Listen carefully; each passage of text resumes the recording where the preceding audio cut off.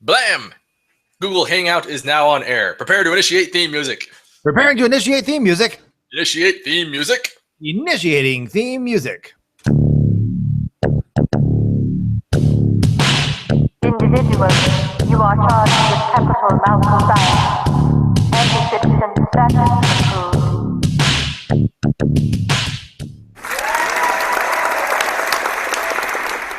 That's our not-so-live studio audience. All right, welcome everybody to our next edition of Meditations. And today we're going to be meditating on the principle of existence. What does it mean for a thing to exist? And that might sound obvious at first. Like, of course, you know what it means to exist. Easy there, Turbo. Of course, we know what it means to exist, but or do we really know what it means? So a lot of this discussion was kicked off from a video we did recently on the number 2, where I tried to make the case that numbers don't exactly exist in any strict literal sense. And most people kind of were on board with the argument. And a lot of people get very offended at the idea that numbers don't exist. Like, they're very stringent that of course numbers exist. How could they not exist? They describe everything. They're freaking amazing. Except they don't really exist. So it's this really weird, bizarre argument. And it kicked off this discussion. Well, what does exist really? What doesn't exist? What does existence even mean? Because if you're going to argue about whether or not a thing like God exists, then it kind of helps to have a consistent, agreeable definition on what that concept of existence means in the first place, because people really have differing ideas about what that word entails and what things exist and what things don't really exist. So to kick this discussion off, Charkopoulos, Yeah. are you there? Okay. And I have a thought problem for you. Answered. Sorry, go on. I have a thought experiment for you to really kick off this discussion. All right, I'm listening. I'm game. What do you got? So the experiment goes like this, or I guess it's more of a question than an experiment. But Okay. the question for you is, does America exist? Well, yeah, I live there. Yes. Does the United States of America exist? And yeah, the gut reaction is exactly what you said. Of course it exists. I live in it. I'm an American. Oh, great. What do I win? I got the question right. Yeah. Well, did you get it right? That's your intuitive response, that of course it really exists. Then we've got I can pull out a map right now and I can show you the borders. Over here that's Canada land, and over here is America land, right? So I can point my finger and say, there, that's America. You're further demonstrating why my naive apparently answer is still correct. Maybe. Well, let's explore this a little bit. Okay. So let's suppose we go to the border between Canada and America. And I do the Homer Simpson routine, right? I put my left foot in Canada and my right foot in Montana, right? And I start jumping back and forth, going Canada, America, Canada, America, Canada, America. What's really Hopefully the difference? there's a Marine there to stop you, but yeah. This is the Canadian border, so maybe some Canadian Mountie will come and club me in the head. But no Marines necessarily. But what's really going on? I mean, if you were to actually stand on that border, you would just look out and see a bunch of dirt. And just somehow the dirt over there on your left, that's Canada dirt. And this dirt over here that's America dirt. And somehow there is this intrinsic essence of Canada inherent to that dirt that makes it Canada.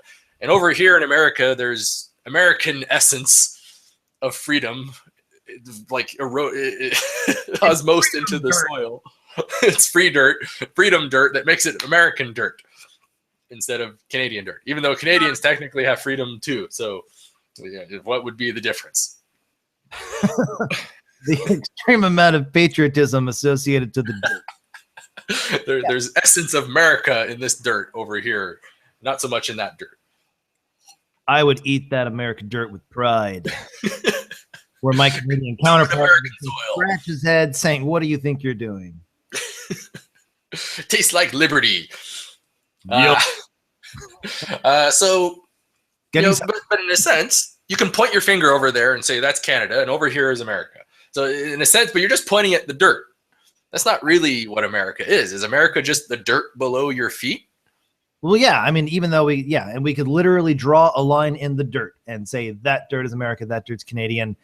Yet, yeah, I'm a little stuck now saying what's the difference in the dirt. Right.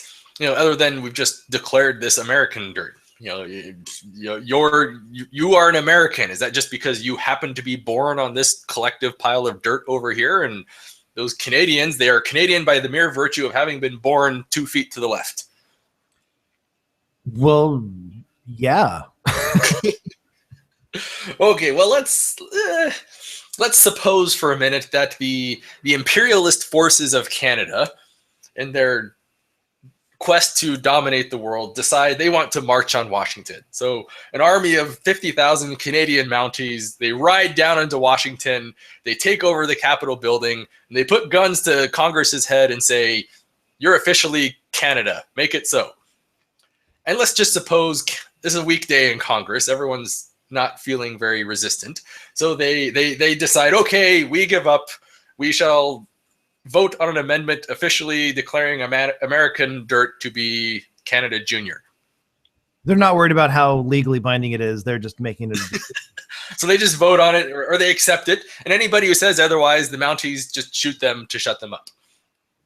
So now what has effectively changed? Is America no longer existing? Well, I'm sure other Americans will have something to say about that.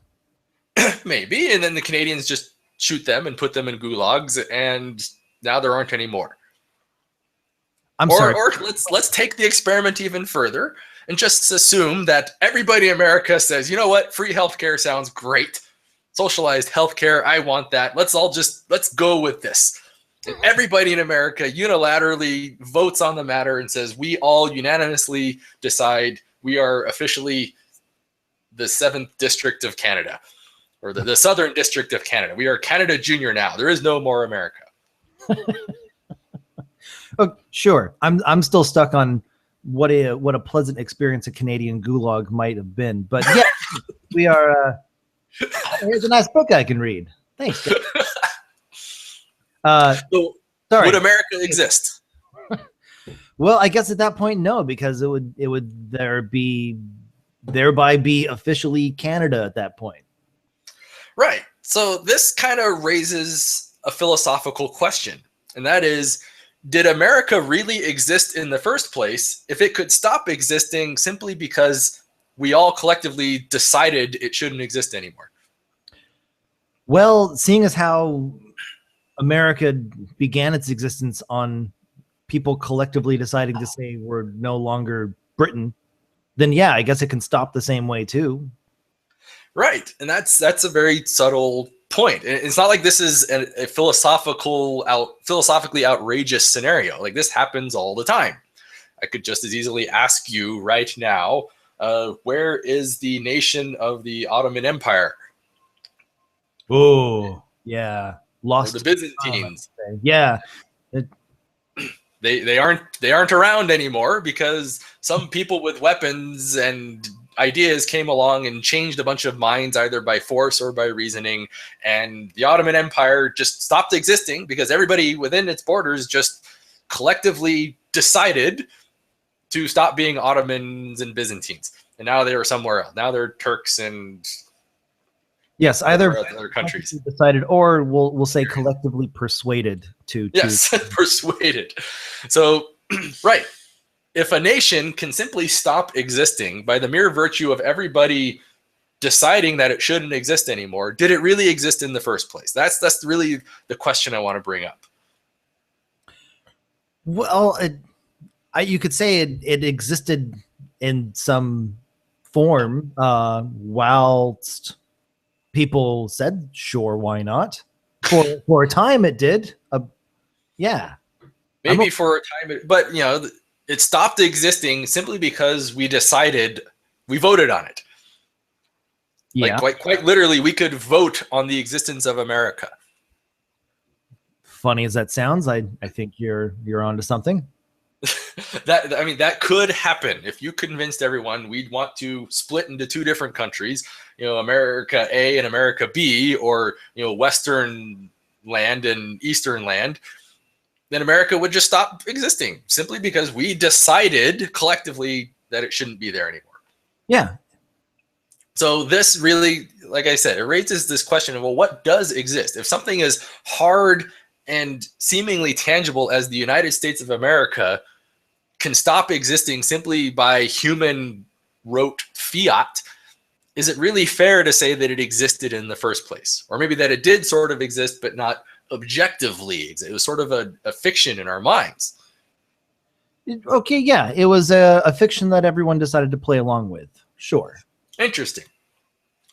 And this is a sticky issue because it really makes you wonder, if America is in this fuzzy, blurry sense of existence, then what else is in this fuzzy, blurry sense of existence? What does it really even mean to exist in the first place? How do I tell the difference between something that really exists hard and objectively versus this soft form of existence versus totally not existing at all? I totally get why you are calling this a meditation on existence now. Okay. Because it really is somewhat of a... with you now. Sure. So, yeah, it's fair enough to say that, it's one thing to say a car exists, and it's just as fine to say that Canada exists, but they're definitely fundamentally different things. And so the definition itself of existence must be different for different things in a sense. Right. And if you're talking to a Christian and they want to argue that God exists, well, what kind of existence are we talking about? The hard, tangible existence of this desk or that car? Or is it more of this fuzzy existence the way America is? Or is it some other kind of existence entirely that we haven't even heard of? Yeah. Or the my rolling of the eyes, like, oh, here we go again, kind of existence. Right. Yeah. So turns out I did some reading on the problem of existence, or the idea of existence. And it turns out that pretty much every philosopher who has ever asked this question has come up with more or less a different answer. And we all kind of have to look at this issue collectively and ask ourselves, what do we really want this word to mean? What do we want it to encapsulate? What are things that exist and what are things that definitely don't exist? And how do we draw a barrier between them? So that's the goal for this discussion. We're going to walk through a bunch of various conceptions of it, which is by no means going to be exhaustive, but it'll at least give you a flavor of all the various conceptions there are of existence out there. Right. So line in the sand, some things exist, and we're going to postulate that there is a definitive distinction between things that exist and things that don't. Yes. So this is where I think philosophy actually has a productive role in society, is to answer these sorts of questions. What? This is how a sidebar is, this is how I think good philosophy should be done, is I present you with a word that has all these fuzzy boundaries and what ifs and maybes and distinctions that aren't necessarily hard and useful. So a good task for a philosopher is to say, what do I really mean by this word? How can we define it in a way that's really rigorous and meaningful? That, sure, to me is the goal of good philosophy. I'm sure many philosophers would agree. I hope they would. I was actually taught to me by an actual philosopher that the fundamental question you should always be asking when you're doing philosophy is, what do I mean by that? That's really the heart and soul of philosophy. I throw you a word like existence and ask, what does that really mean? What is a definition we can give it that really makes it work? And that's what we're going to do today. Sure. So before we get into that, just a quick note on definitions, because you'd be surprised how often people fail on just basic principles of defining things. So I just want to remind everybody out there, there is no such thing as a correct definition. That's what we're going to... Okay. Sorry. You just echo. There's no such thing as a correct definition. There are only good definitions and bad definitions. So what's the difference? A good definition will be clear, it'll be concise, it'll be logical, it'll have concrete distinctions, and it'll capture what people kind of sort of mean when they use that word in ordinary language. Bad definitions... go ahead. Yeah, let's also say that good definitions are not ambiguous in any way. Right. The opposite of ambiguous is concrete. Right. Oh, that I'll give you that one. Fine. Yes. So a bad definition would be incoherent. It might be inconsistent. It might be just overly verbose or ambiguous, or just not represent what people think when you use the word in common language. So what we would like to do is come up with a good definition for existence by covering things that more or less do exist and don't exist. To guide this discussion, Yeah. I put together 2 maxims to more or less guide this discussion. And I think these are rules that everyone can agree on when you're talking about existence. All right. So the first maxim of existence: if you come up with a definition of existence, and this definition allows Harry Potter and Santa Claus to exist, then your definition is bad and wrong and stupid. If we can consistently apply your definition logically and prove Harry Potter is now a thing that exists, you have a wrong definition. Maybe not wrong, but it's a terrible definition. Because definitely fictional things in books that we made up out of our imagination are generally what we mean when we say not really a thing that exists. Well, it's right there saying fiction. So Yeah. That's sort of the definition of fiction, is a thing that doesn't really exist. Make believe. Imaginary. Not real. So a good definition should make at least that kind of distinction. And our second maxim is more or less things that don't go away when you stop thinking about them are things that probably should exist. And that's kind of like the verbatim definition of existence in most high-level philosophical discussions on that word. You know, things that are real and things that exist are things that persist when you stop thinking about them. So you notice that kind of puts America in that fuzzy border realm, where if we all collectively stop thinking about America, America kind of stops existing. Yeah, it definitely falls more into the category than the first. So that's why the naive reaction of, oh, America, of course, exists. Well, except when we all stop thinking about it, it kind of goes away, doesn't it? Does it really exist? That's an interesting question. All right, so to kick off this discussion, let's start with the most basic thing that everyone can agree exists, and that's themselves. This is Rene Descartes in his classic ego cogito ergo sum. I think, therefore I am, which is a roundabout way of saying I am a thing that thinks, therefore I am a thing that exists. And I think most people are on board with that. Wouldn't you agree? Oh yeah. Well, it's definitely why it's a famous quote. Yeah. Seems more or less how we can even kind of formalize it too. If we use some of the truth assignment functions laid out in the video on pragmatism, you know, we'll start by just saying there's sense data. You know, there's visions, there's colors, there's sounds, there's sights, there's feelings, and there's hunger, and there's itchiness and memory. Just lump all that together, and we'll just call that sense data. And generally, that subjective sense of sense data is called I, me. That's me there. I'm just going to call it me. So I am a thing that is experiencing sense data. That's kind of a tautological statement, because the thing experiencing sense data is a thing experiencing sense data. Just calling it I. So therefore I am that sense data. So therefore I am a thing experiencing sense data, right? Sure. And you got to start somewhere. So it might as well be I exist. Right. Well, we're not quite there yet. I'm just going to now declare by rote axiom, which in a sense is a highly formalized definition.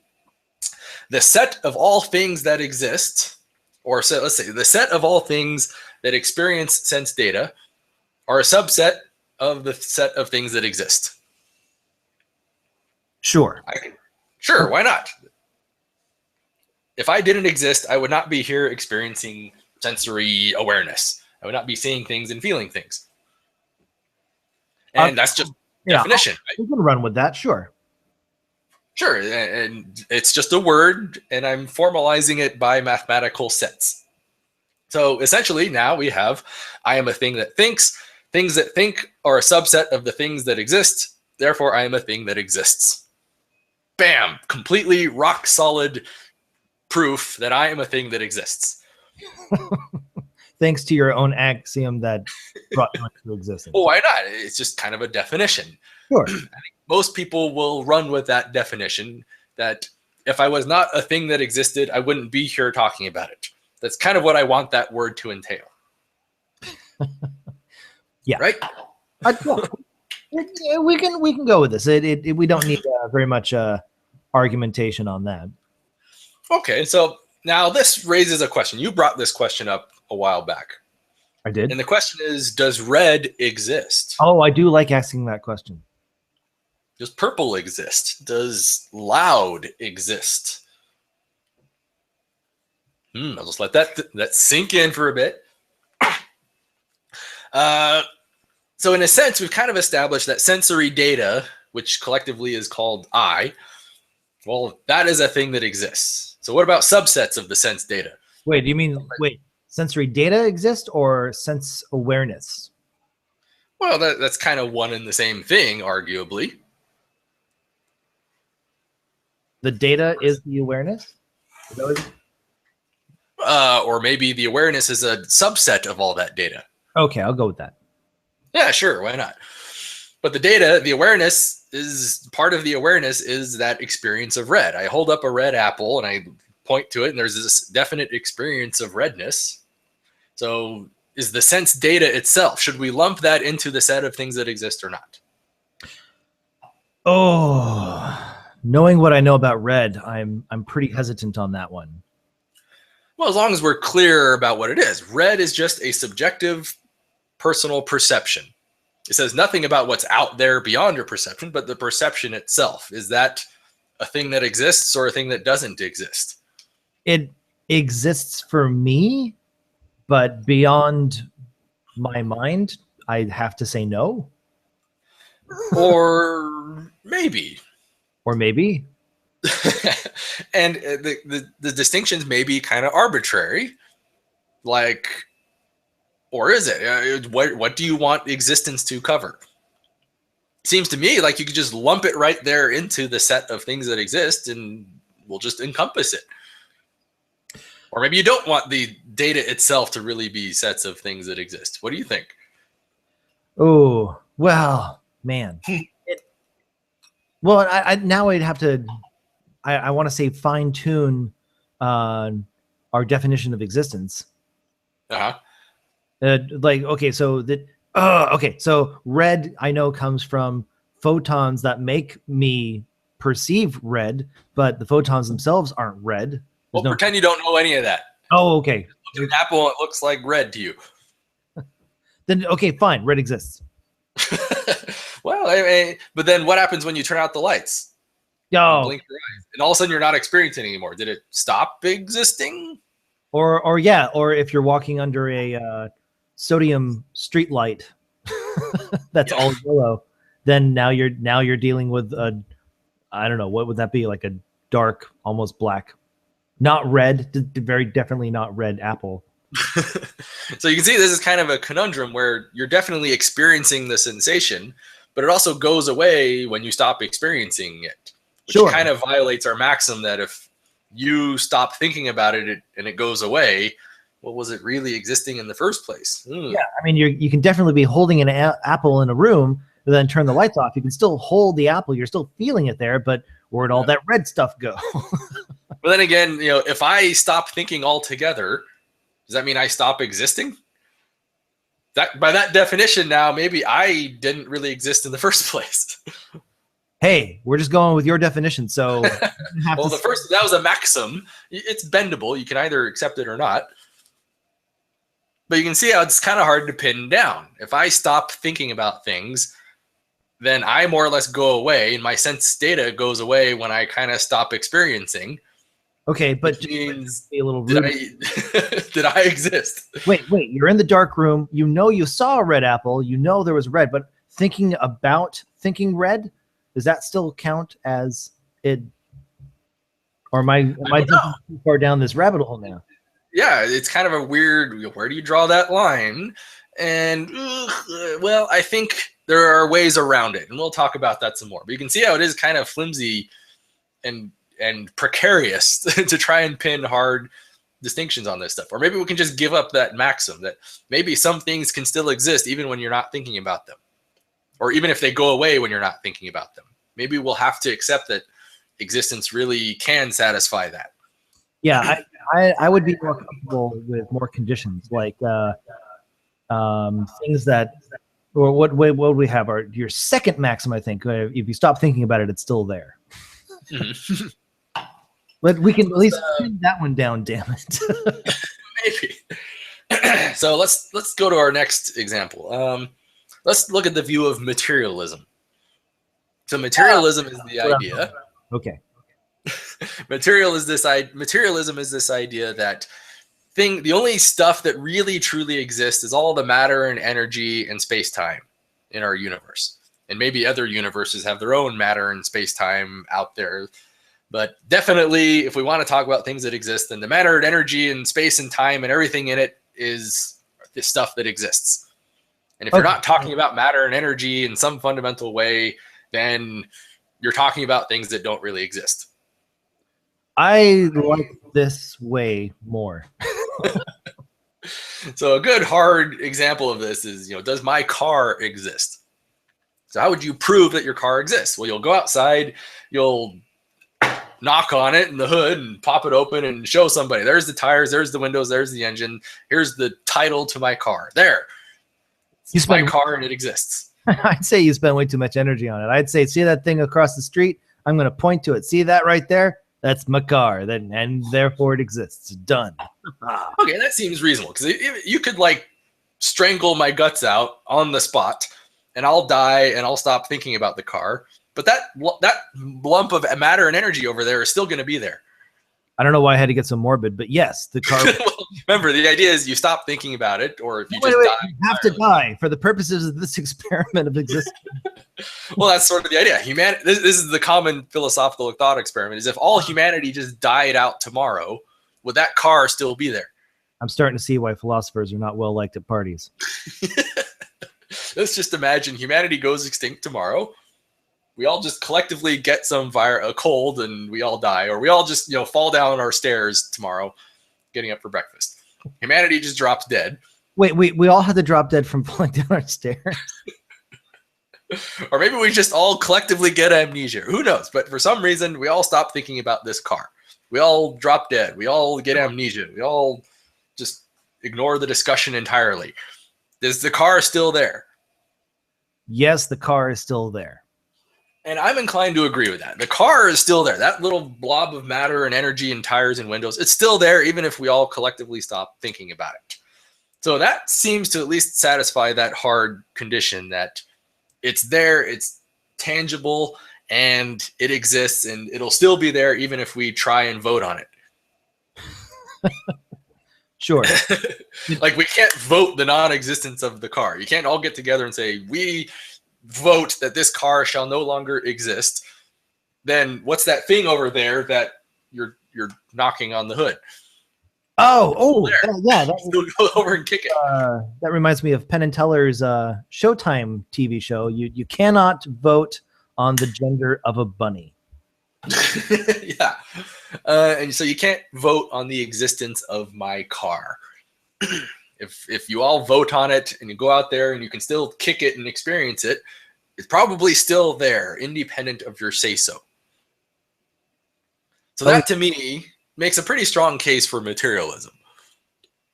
Or at least it's nice and consistent, and it draws a nice hard distinction. Sure. However, we can get a little more abstract with this. So a fun thought experiment that one commenter put up is, does the 38th parallel exist? Oh, well, now we're back into demarcations of countries. Well, I mean, in a sense, you could say, all right, what is the 38th parallel? And it says, put yourself at the North Pole, get out a ruler and start counting off miles or degrees relative to the center of the earth until you reach this particular outcome, and then stand there, and all the collection of all points of dirt on the earth's surface that satisfy that description shall henceforth be known as the 38th parallel. Yeah, damn it, I have to say it exists in a better sense than actual countries. In a sense, but then again, Well, you're able to use a subjective measurement to get the job done. maybe. But what if I take my car and I sell it to you? Did my car still exist? Now Well, it's your car. yeah. It's not my car. My car stopped existing. Your car suddenly began to exist. Your possession of it ceased to exist. Okay, so yeah, the car is still there. Just our labels on it may be changed. Uh-huh. Is that what you're saying? So here's an interesting thought problem. What if I take the car and throw it in a grinder and chop it up into tiny little bits? Falling down stairs, going into grinders. This is a morbid discussion today. Hey, this is something that happens in real life. Sooner or later, a car will reach the end of its life. I will sell it to a scrapper, and they will put it in a giant blender and chop it up into little bits, inches in size. Making me feel bad for lots of cars out there today. But yes, So yes. that is the ultimate fate of pretty much every vehicle ever created. Humans grind cars. There's Yes. no getting around that one. So now here's the question. Did my car stop existing? Well, there's still all the stuff. The stuff was still kind of there, but is it a car? Well, okay, so now we have to unpack. Okay, rather than what existence mean, we have to say what does car mean, and it's definitely arrangement of stuff that we encapsulated into saying car. Right. So this brings us actually back to the Theseus paradox, where there technically was never a ship of Theseus. There was only a collection of wood and lacquer and nails and sails that human beings pointed their fingers at and collectively decided to call the ship of Theseus. Sure, and yes, the ship of Theseus doesn't go through a grinder, but more of a But it decays away. the grinder of time. Yeah. Same idea, just takes longer. So in that sense, the car didn't exist per se. There was a collection of matter arranged in a certain way that was distinct. Then we human beings pointed our fingers at it and said, "This I shall call a car." Yeah, and I'll have to hand it to philosophers on rare occasions that I do. I will give them credit for this. This is definitely a good thing of why we have philosophy, to actually pinpoint down what it really means we're trying to say. But come on, we got to give ourselves a certain amount of credit when we say that's my car, when we already have all this context going in to say that collection of rubber, metal, fuel, and what have you, all arranged into a car-like shape that we've already agreed upon. That is my car. But man, if someone asks, "Is that your car over there?" I could just say, "What do you mean, this particular arrangement of material?" Or should I just say yes or no, and we can all get on with our collective lives? Mm-hmm. That's a really good point. Is when we use these words in natural language, there's a lot of hidden context and hidden subcontext into what we mean with these words. What did you really mean when you say that's my car over there? Granted, we usually mean the same thing, so we don't have to go into this kind of detail, but But you can find plenty of examples where this detail draws important distinctions. Because people will try using the same words for wholly different categories of things. oh yeah, the good old fallacy of equivocation and those little gotcha moments will try and get you. Yeah. I'm talking to you, Comfort.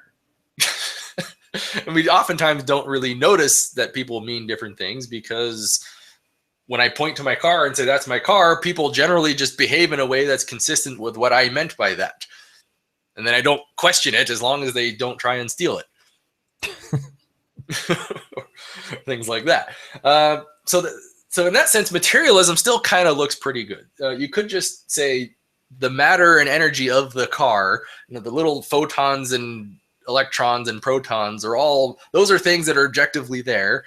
And we just human beings as subjective agents can give labels to all this stuff. But the actual matter in space and time is an objectively real thing. So in that sense, it does kind of make sense to say the 38th parallel exists, as long as you're careful about what you mean. It's the collection of all points on this Earth's surface where you could go and stand and hold up a sign and just draw it in, or draw a line in the dirt and just call this the 38th parallel in principle.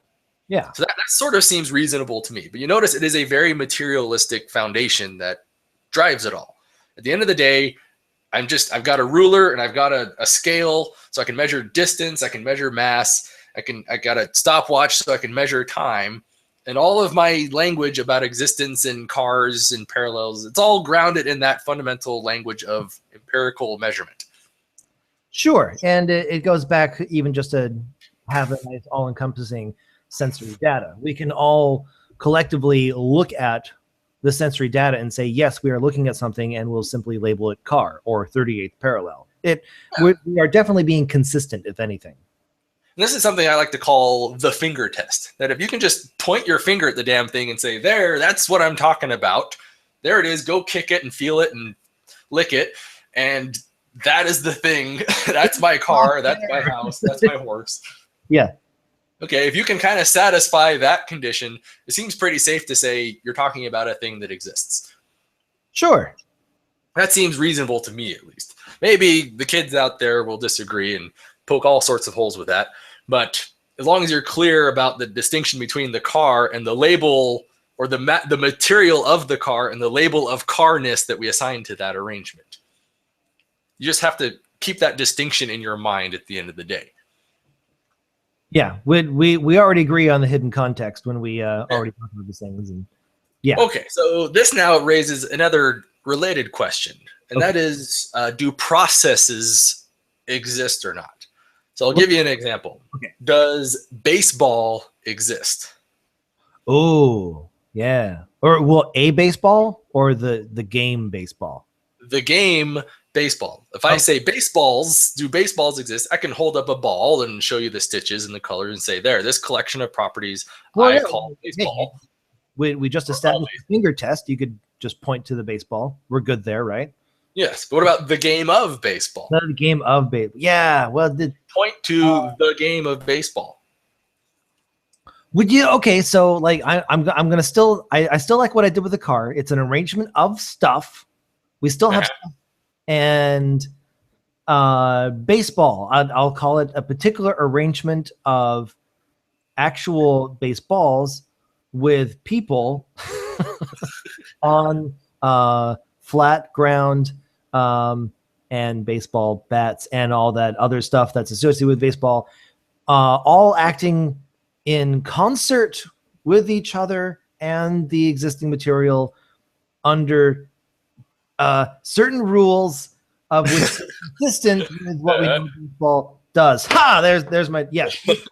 So you kind of had a key word there, and that's acting.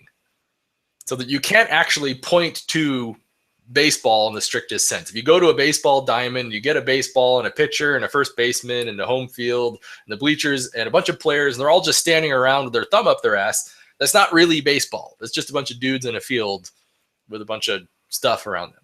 But if they suddenly start throwing the ball around and whacking it and following rules, then you have a baseball game in progress. Yes. So the baseball game isn't really a thing. It is an activity. Yeah. That's probably a nice way to say it. It's a process, it's an activity. So the question now is, do processes exist? And in my mind, it seems kind of natural to say, yeah, processes exist. Because at the end of the day, it's materialism again. You have the material stuff, and the only difference is it's moving around in a very specific way. Well, really, fundamentally, that's what's happening. But come on now, a process in and of itself is not a materialistic thing. Well, it is a change in material arrangement over time. Okay, so when we include time over time, yeah, would just it takes an added dimension to be well defined, I'll say. Yeah. And I think that's a fair distinction. It's worth noting that a process is distinct from the material stuff that is doing it. But you still, at the end of the day, just have baseball players and baseballs and baseball diamonds and people following very distinct rules in their minds as nervous systems process data and act according to rules. Sure. And if I show you a photograph and say this is people playing baseball, you And then might I give you a list of the rules of baseball. well, no. You just by the photograph. I say, see, this is people playing baseball. I would say that's not enough because I could have fooled you and just got a bunch of people dressed up in baseball uniforms to then pose for a picture to fool you. Yeah. But what you need is an actual sequence of events to actually show the process of baseball happening. Yeah. So in my mind, I think it's safe to say baseball exists in that sense that you have the process is going about on its own. So, I mean, we can also apply this to other things like poker. Does poker exist? Well, I can define the rules of poker and then sit a bunch of people down and play the game of poker and get all the material stuff. And the people are made of material. And so they're following the rules outlined of poker. And that is now a poker game. So I think it's kind of a different category of existence. But most people, I think, would be safe calling it existence. As long as you're clear about it. Yeah. Okay. How are we going to distinguish between the, I guess the material referent, direct material referent to existence as opposed to a process? All you're doing is adding time to the material. You know, a car is a static object. A car in motion is still, you could give that a different name. Sure. I just mean like, I don't want to use the same word existence. The mathematician wants do moving cars exist? That's maybe a nice, simple way of saying it. Cars exist. Do moving cars exist? Well, moving is just a change in position over time. Yeah. So if I can point to a car that is changing in time, I can say that is a moving car.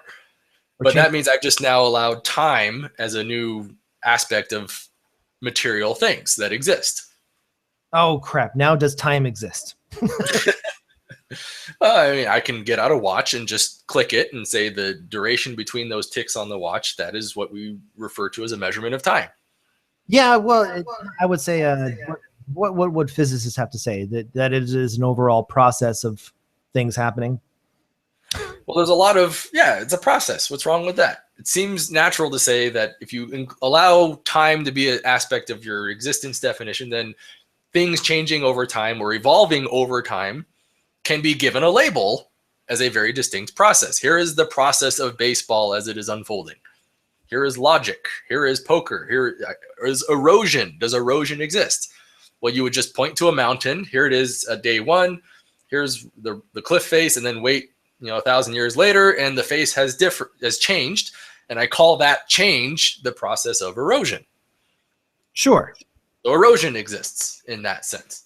Yeah, and logic again exists in the same sense baseball does. I mean, logic is just a game. Yeah, so this now brings us to the question of, does logic exist? And the answer is, we can say logic exists as a process.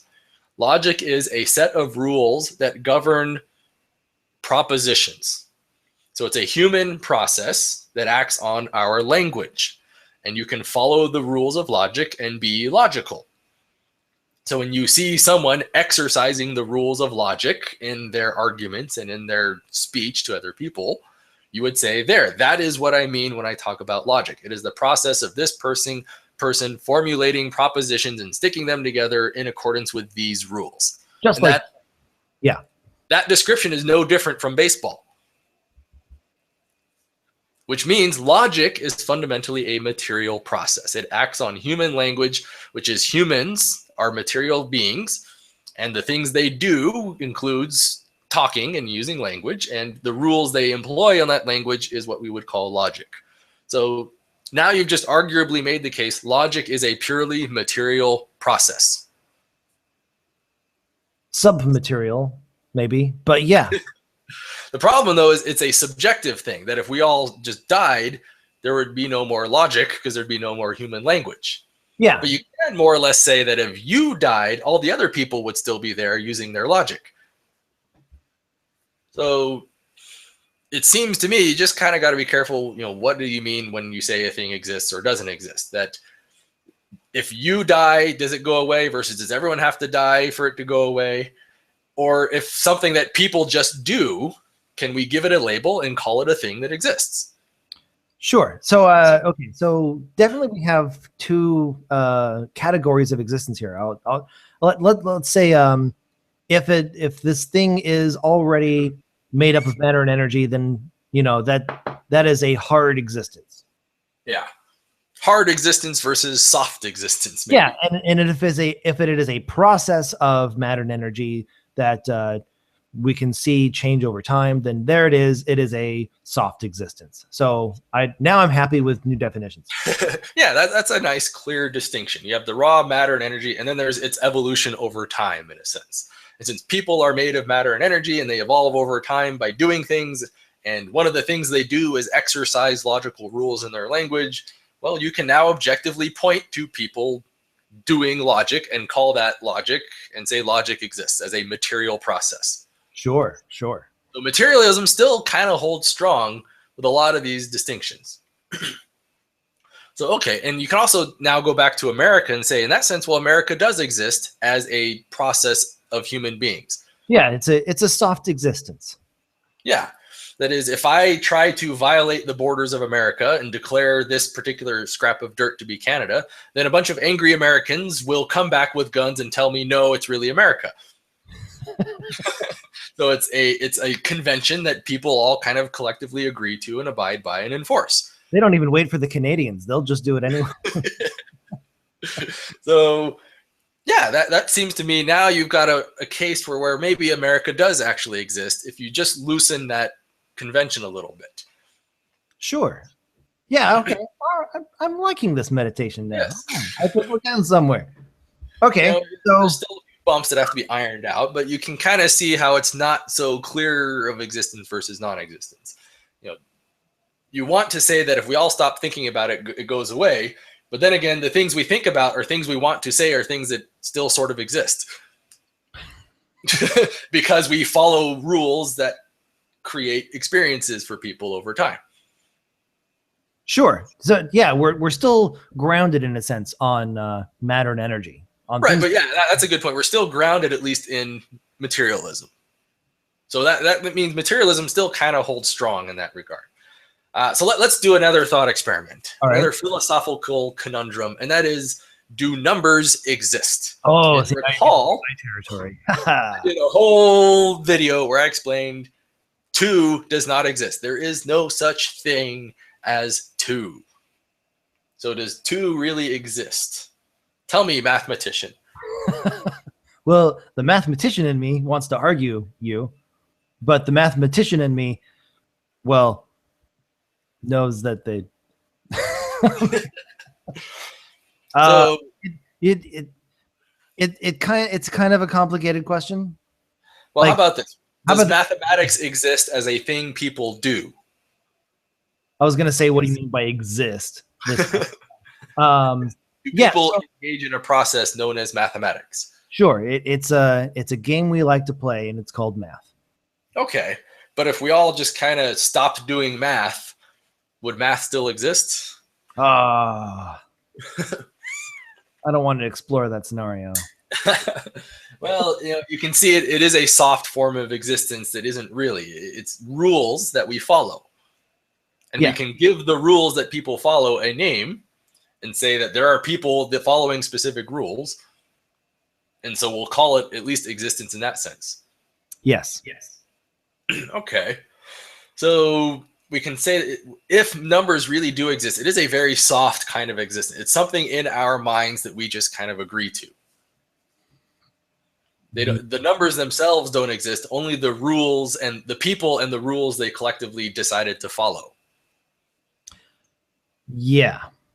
Okay. So I can say 2 is just a construct that humans have come up with to help.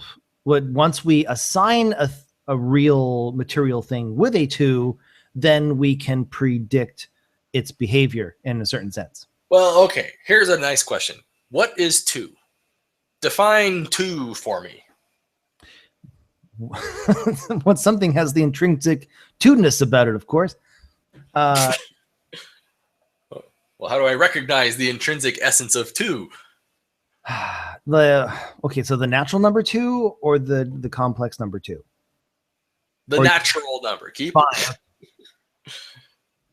Okay, yeah. So 2. Well, okay. So really, the mathematical definition is that it's simply the element of. It is an element of the natural numbers.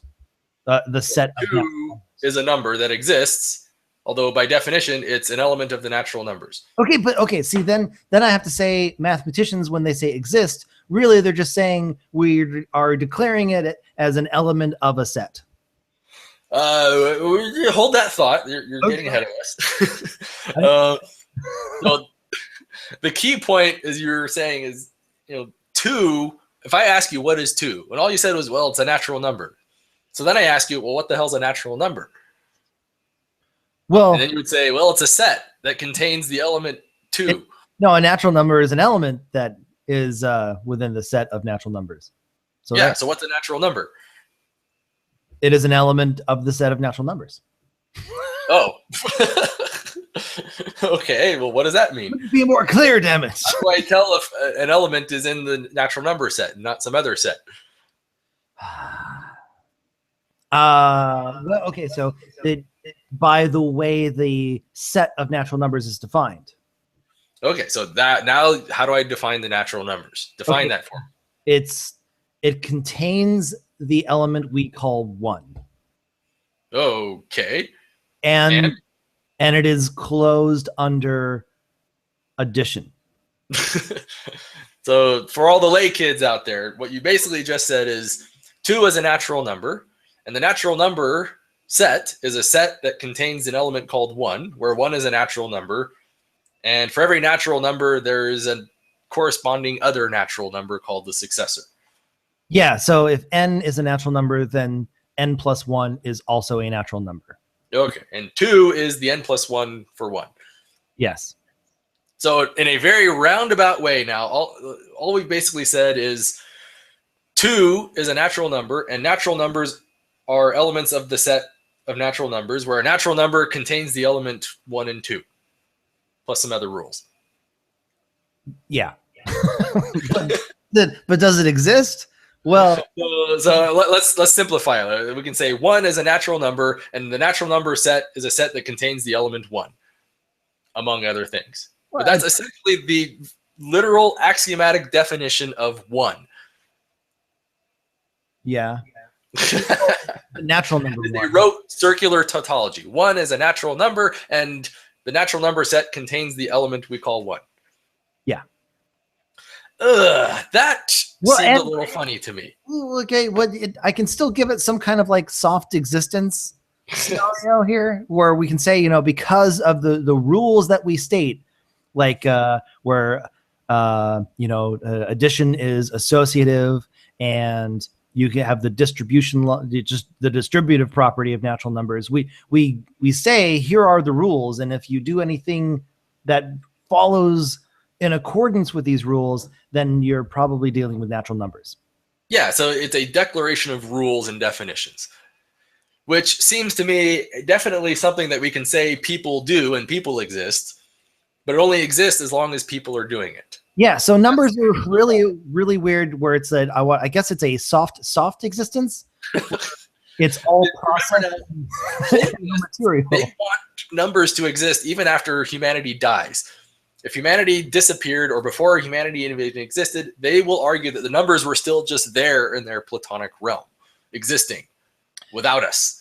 Yeah, I know there are lots of mathematicians out there that go for the Platonistic sense that mathematicians feel that numbers exist literally like material things, but that's when I come across my fellow mathematicians that go with that. I say, but who came up with the rules to define them? And don't we as mathematicians like to change the rules to see what happens and see if it's to our betterment or worsement? Worsement. So really the problem though is, numbers are fundamentally tautological in nature. So here is another perfectly identical thought experiment. Consider the existence of triples. I say, what is a triple? A Tribble is a being that hates Klingons. Okay, what is a Klingon? Well, simple. A Klingon is a being that is hated by Tribbles. Done. That is perfectly analogous to the definition of one. Do Tribbles exist? All I did was invent words and some relationship between them. This was in one of your PFOCs. Now I remember. Okay. Sort of. I like using Tribbles because Tribbles are definitely things that don't exist. I mean, I could have just used the Harry Potter analogy or Santa Claus. Santa Claus is a being that owns a toy shop with elves and rides flying reindeer. And what are flying reindeer? Well, flying reindeer are the things that carry Santa around. And cookies. Cookies and milk. It's And sort we of a know- closed circle. Yeah. Or what is Harry Potter? Well, Harry Potter is a wizard that attends the school of Hogwarts. And what is Hogwarts? Well, Hogwarts is the school that has Harry Potter in it. So if we're going to allow closed circular tautologies to exist, by that definition, I've just proven Harry Potter exists. And he has always existed long before human beings came along to declare his existence. Because the template of that logical argument perfectly matched the numbers, the natural numbers. I mean, not perfectly. Natural numbers have other rules to them, but fundamentally, that's what they are. Yeah, it's all rules, no substance, sadly to say. Right. So I think it's safe to say humans exist and humans exercise processes, and we can call those processes, give them labels, and experience them. But fundamentally, if we all stopped existing, those processes would stop existing with us. Just So as we can countries would cease to exist. Yeah, just like America would stop existing if we stopped thinking about it. So in that sense, it is fair to say this is a very soft form of existence in the sense that people exist and people do this, but if people stopped doing it, it would stop existing. Yeah. Which is more or less the maxim of non-existence. So I think I like to kind of say, you can say hard existence, soft existence, or maybe objective existence versus subjective existence. Uh-huh. So, and this is why numbers don't really exist, because they will go away when you stop thinking about them. And if you're going to argue that numbers exist, you have to accept that Harry Potter and Tribbles exist too, by the exact same logic. That's it. I'm making a t-shirt that just in huge font says, I believe in two. Or you could say, here's another argument. Fall into non-existence. I could say if Tribbles didn't exist, Tribbles would not be able to hate Klingons. But by definition, a Tribble is a being that hates Klingons. So which one wins out? Your definition or the hard concept of existence? Yeah. So again, you could say in this little theoretical bubble, sure, it can exist and it can exist as hard or soft as you please. But again, if there isn't going to be any sort of interaction with that Tribble in a physical sense, because I mean, Yes. you're trying to squeeze in like a Tribble is this thing, like a literal thing. So yeah, this is a problem I've noticed people seem to have with the idea of definitions. When you say a Tribble is a being that hates Klingons, you've assigned properties to things, but that doesn't mean it objectively exists out there. What you're fundamentally saying is, if in the event that you encounter a thing that happens to, in your experience, hate Klingons, then you can point your finger to that and say, I am hereby referring to you as a Tribble. So when you define it, you're only saying what you would call things if and when you experience them. Which is fair. That you can do that all day long and no one's going to be mad at you. Right. But that doesn't mean your play with words and definitions and properties has any objective existence unto itself outside of you. And it really boils back down to the Theseus problem again. The ship of Theseus doesn't really exist. There is only the matter and energy and photons and protons that we experience and point our fingers to and say, I hereby dub you the ship of Theseus.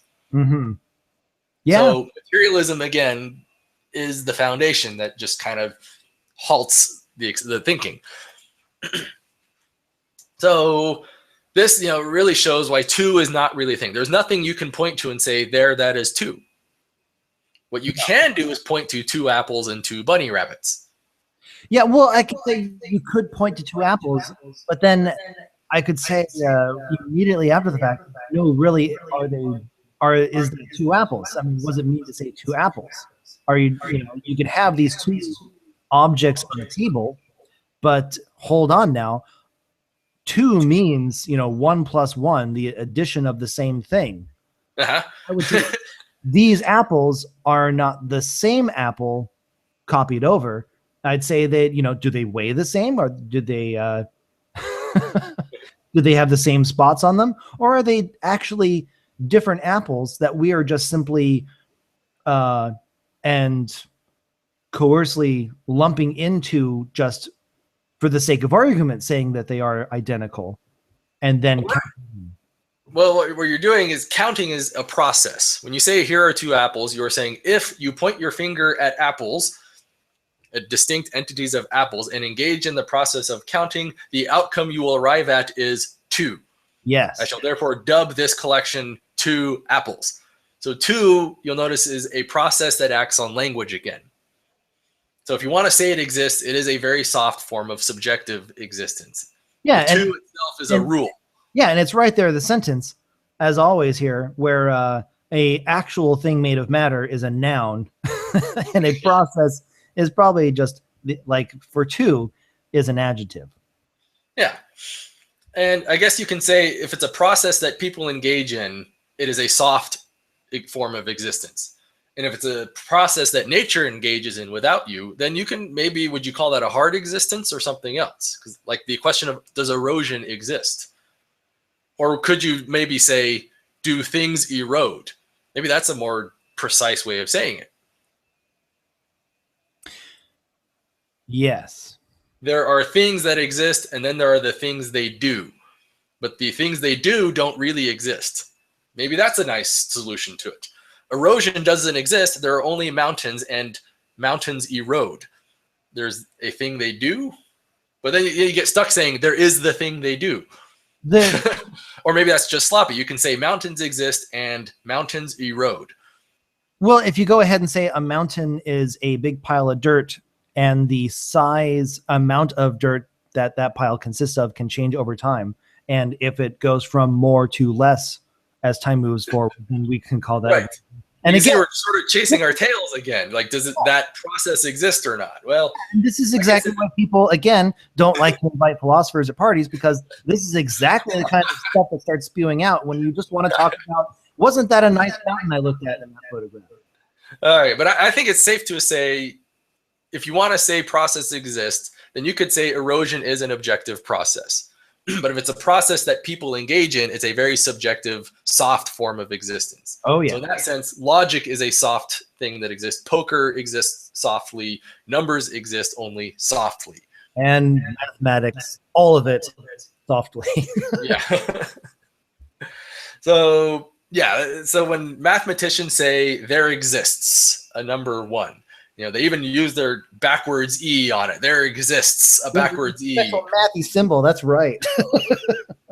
It's the existential quantifier. What they really are saying, this is what you said before. They're not saying it literally exists. They're just saying, here are some rules and definitions, and by these rules, this set contains that element. So they would just say the set element exists. And it's a very confusing use of language that I have personally seen people confuse with objective existence. Well, I mean, you can't help but be confused if you don't train yourself into how the words are being used in that particular community. The fact alone we're using the same word to mean very different things is a very bad thing that humans have grown up doing. Well, that's kind of the job of philosophers, is to invent new words with hard distinctions. Say, no, when you say existence here, this is what you really mean. And when you say existence here, this is what you were trying to say. And stop confusing the world with your crosstalk. Sure. But in defense of us humans, we usually mean one thing. And with the amount of information we try to convey, it's easy to just say, yes, that car exists. And then, no, I don't mean soft existence that will take a half hour to explain. But yeah. So let's continue our discussion. Immaterialism. You may have noticed Christians love to describe God as an immaterial being. He is spaceless, timeless, and immaterial. See, that's where a lot of people lose me. Well, the word immaterial more or less just means not material. Well, I'm just saying, if you say I have a spaceless, timeless, immaterial car, like I think you just gave me the farthest thing removed from car you can ever imagine. Yeah, so the word spaceless, timeless, and immaterial literally translates into spaceless is nowhere, timeless does nothing, and immaterial is not made of anything. So a spaceless, timeless, immaterial car literally is nowhere, does nothing, and is not made of anything. Then why What the hell? How is that completely different from literally nothing at all? By definition, God is nothing. Is nothingness, is not a thing. There we go. We solved the problem of theology. So this is why just immaterialism pisses me off. It's so obviously gibberish. Like, point to a single immaterial thing. Well, by definition, you can't point to it, you can't measure it, you can't experience it. Then how in the fuck do you even know it's a thing in the first place? Oh my God. Could Christians fail any harder at basic words? It's like well, Santa Claus, he does like to have milk and cookies on his deliveries. You can make things up about you can tack on other properties to the empty set. Well, like, yeah, I know what cookies are and I know what milk is, so I can at least imagine those properties, those ideas together with a guy in a red suit eating them. So at least I can imagine what you're talking about. But spaceless, timeless, and immaterial, I can't even picture that. I see nothing at all when you say those words. Yeah. So this is why I think a lot of Christian philosophers, they hate materialism with a passion. Because if you accept materialism as a thing, then by definition, God can't be a thing that exists. An immediate consequences, you have to refute the existence of God. Yeah. Yeah, so they have to lump God into this realm of existence, sort of like numbers and souls and feelings. They exist, but not really. But they're still there. And they still love you and will throw you in hell if you don't believe in them. So, on a side note, I gotta say, it's always a really funny thing. Whenever you see any of those flyers, or people want to say, if you don't believe in God, then you're going to hell. Like, I don't think you really thought that one through there, guy. Because, like, how do you know that? What is this God thing? Show me that God is a thing. Well, like, it's if I believed that there is this thing that exists and it is God and all that, then yeah, I'd probably be pretty scared about hell. But if I really don't think that's going to happen, how is that supposed to scare you? Oh yeah, it's the question of, if you don't believe in the Easter Bunny, he's going to sneak into your house and stab you in the eyeball. Well, yeah, that would maybe be true if he was a thing, but I don't think he's a thing, so that doesn't mean anything to me. So there you go. So in a similar note, you have this idea of supernatural.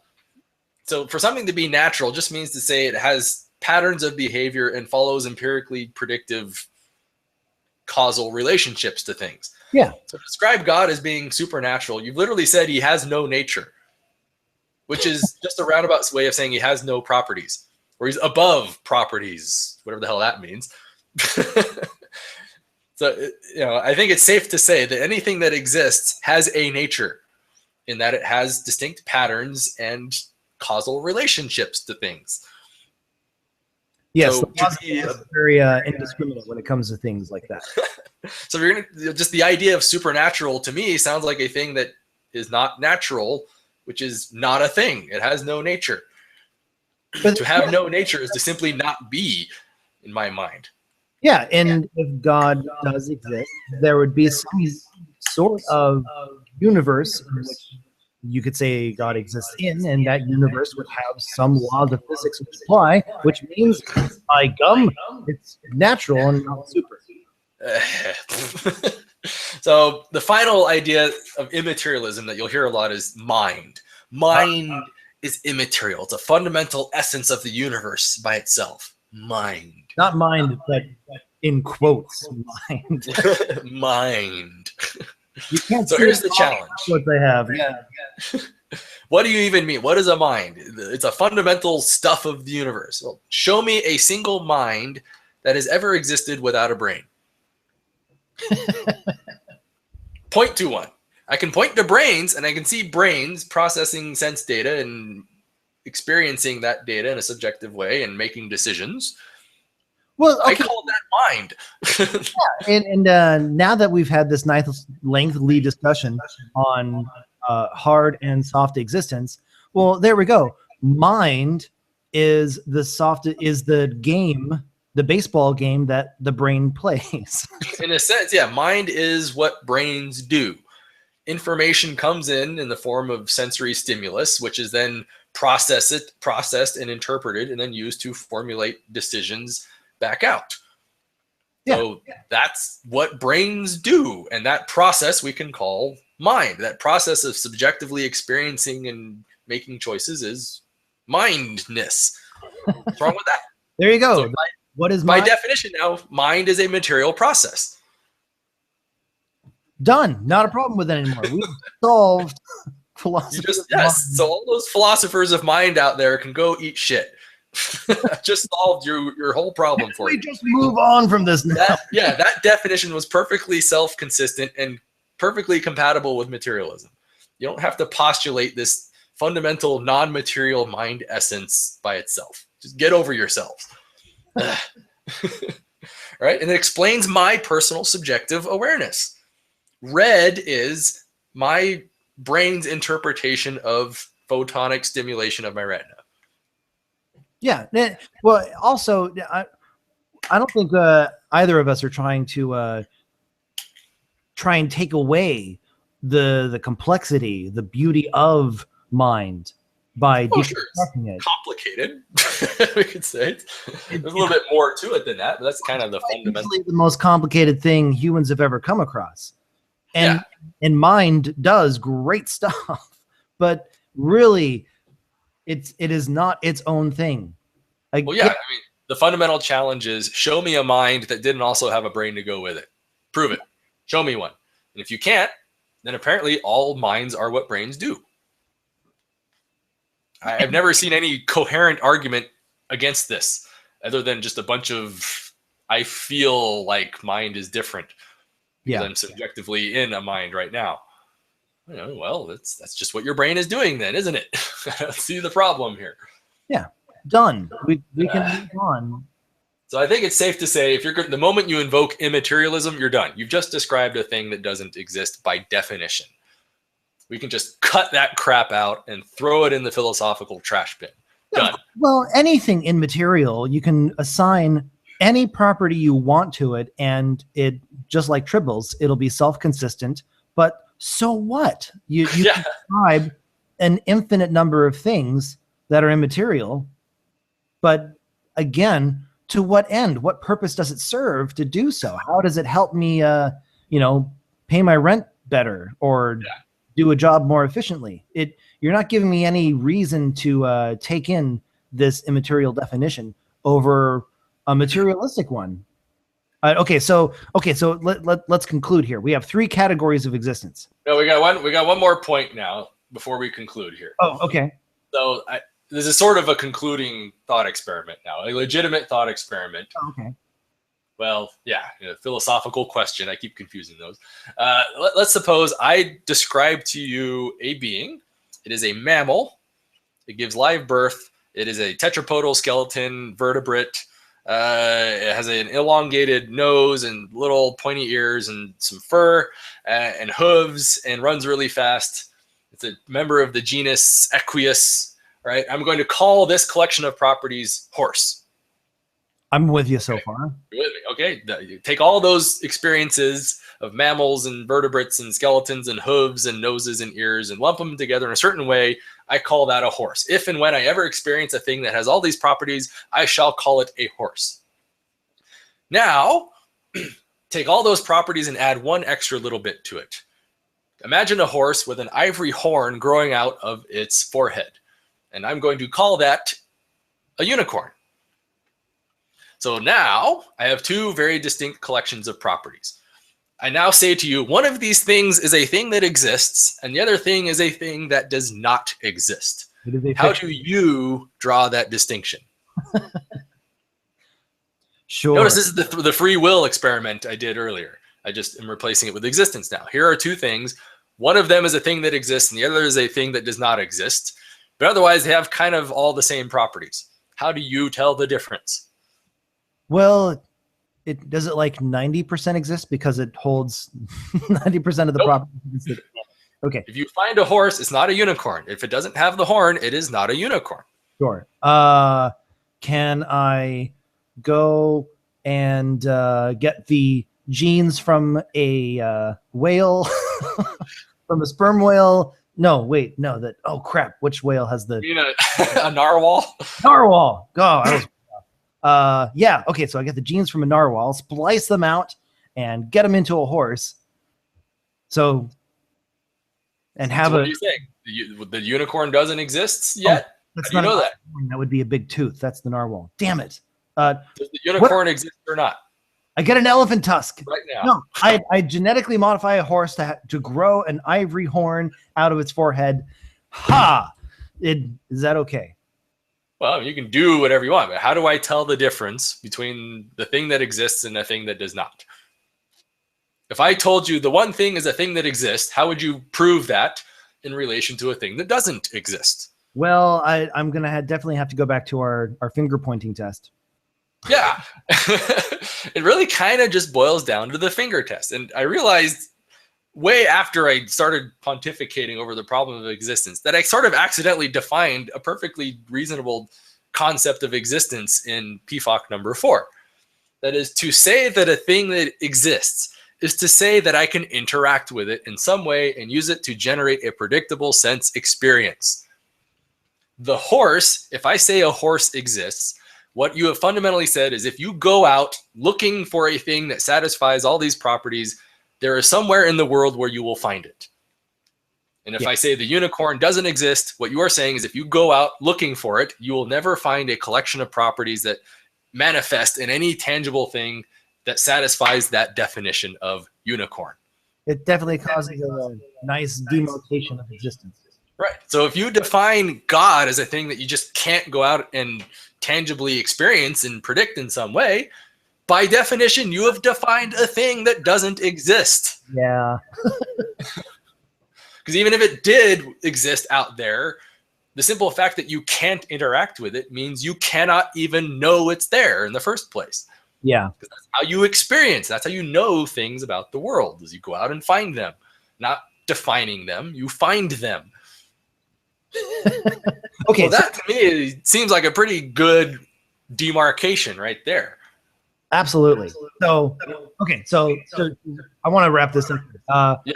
3 categories of existence. There's hard existence, Okay. something that has matter and energy as a reference, as a referent to that thing you were talking about. 2, we have our soft existence, a process that material things do, and All right. category 3, non-existence. Well, I would say there's a 4th category of subjective existence, that not just processes, but processes that people do. I'm lumping that into soft existence. Well, I think it's worth drawing a distinction between people and not people, because we often want to say, before there were people, was this thing still around? Sure. So I think that is kind of its own category that deserves special consideration. So in that sense, does America exist? How would you classify America's existence? Well, that's to me, the soft special category for you. Yeah, maybe we'll call it soft subjective existence. It's something people do and agree on, but it will go away the moment we stop agreeing to it. Yes. And it is something you can go out and experience. That is, if I say, you can invade this particular patch of dirt and run up your own flag and tell the IRS to go screw themselves, that will generate very predictable responses from other American people. As many have tried. So in a sense, you can say there is an objective existence to America on the fact that people subjectively are enforcing its rules. Yeah. You see, it's easy to really blend these things together, but you can draw useful distinctions. How about redness? Does redness exist? Yeah, that's our subjective soft existence again. I think it's safe to say it is something, yeah, a subjective personal experience that your brain uses to interpret sense data. So it is a process form of existence inside your head. Yeah. But when you stop experiencing it, it stops being there. It's just gone. It ceases to be. It's not an intrinsic property of the apples. It's your mind's interpretation of the data. Yeah, which is more of like which is why we can say it's a soft existence, because again, it's your brain doing the mind thing, doing things. Yeah. Uh-huh. But if there were no brains, there would be no red. There would just be the apple. So, okay, does the apple exist? Well, there we go back to category 1, our hard existence. That's good. We can say, yep, there it is. Yes. Yeah, you can hold it in your hand and say, this collection of matter and mass and protons and atoms, that is a thing that exists, because there it is. And I've definitely seen in movies that they don't shrink very well. They usually just go up. Yeah. And you can kind of use that to say, the ship of Theseus exists, because there it is. But it will stop existing the moment I decide to give it another name. But that matter and energy is still sort of there. Yeah. Okay, that seems. We'll get there. We'll get there. Do numbers exist? That's a very soft existence. Yeah. It's kind of like asking, does English exist? Well, yeah, there are people who speak English, is the way you would have to literally describe it. There are people who do math, but the math itself isn't out there by itself. Right. I kind of like that expression. I like that. How about, what do we got here? Does Harry Potter exist? Well, seeing as how we've tried our damnedest to make sure he doesn't. All right, do tribbles exist? Right there with Harry Potter. Yeah, I think. Yeah, if it's something you just invented in your mind, it only exists as an invention in your mind. And that is extremely, extremely soft fictional existence, which is essentially the definition of a thing that doesn't exist. Yeah. There is a book that has information about a Harry Potter, but you will never encounter a real life Harry Potter. You can only define the properties associated with that term. Yeah, so I think we're good here. We have a definition of existence, and we have a finger to test for existence on top of that. I think we're doing pretty good. Doing pretty good. There's a couple more. Does mind exist? Yeah. Can I point to a brain? Well, okay. Can you point to an independent mind all by itself? No. Okay. Yeah. Mind does not exist. We're done point to a brain doing mind things. We sure can. Okay. So you just got to be careful about what do you mean. Does God exist? Does faceless, timeless, immaterial creator of the universe exist? Oh, just stop with that. It's so not existent. That is as far into the non-existent realm as it is logically possible to be. That is somebody going completely out of the way to try and put something into non-existence to such an extent that there's just no way around it. God does not exist. Okay, there we go. It's settled. So, okay, I hope that was educational for everybody and insightful. And, this is a very slippery idea, and it just shows that human language is very blurry on some of these ideas that otherwise you might have thought were intuitive. Yeah, of course. Again, existence, we use it differently under different contexts, and we just spent an egad amount of time breaking it down into 4 different categories to be more descriptive of what we're trying to say. Yeah. So, well, first off, for anyone else actually still actively listening, kudos to you for listening. Came in under 90 minutes. We're good. What are we at? We're about 90 minutes, give or take. Oh, wow. Okay. So kudos to you for those listening right now and putting up with the driest of all philosophy spoken by the very dry people. Hey, I am a very wet person, I'll have you know. Oh, phrasing, sir. So basically, the moral of the story is when you get in an argument about whether or not things exist, you really have to be careful. What do you even mean when you say a thing exists in the first place? Yeah, and to not sound like a pretentious philosopher, but no, really, if you're going to be in a discussion involving existence, and you want to be serious about it, you definitely have to ask the question, no, really, what do you mean by existence? I have to agree. And if they go down all these idiotic rabbit holes of immaterial, spaceless, timeless, then I would just say they might as well raise a flag, a white flag of surrender. Well, no, then you can say that everything that is immaterial does exactly what everything I deem non-existent to do. Yeah. So if someone's describing God as spaceless and timeless and immaterial, they've basically surrendered to you without knowing it. And you can just kind of say, nope, we're done. You're talking about nothing. It's just gibberish. You want to have your cake and eat it too. We're done. Thanks for playing, but I've got things to do. So, hey, if you ever find yourself in a conversation that is going to involve existence, then you can bring up the two things that make sense in terms of existence, and that is actual matter and energy and processes of matter and energy. And if you are lacking both of those things, then no, sir, that thing does not exist. And on that note, thank you for listening. Have a good day.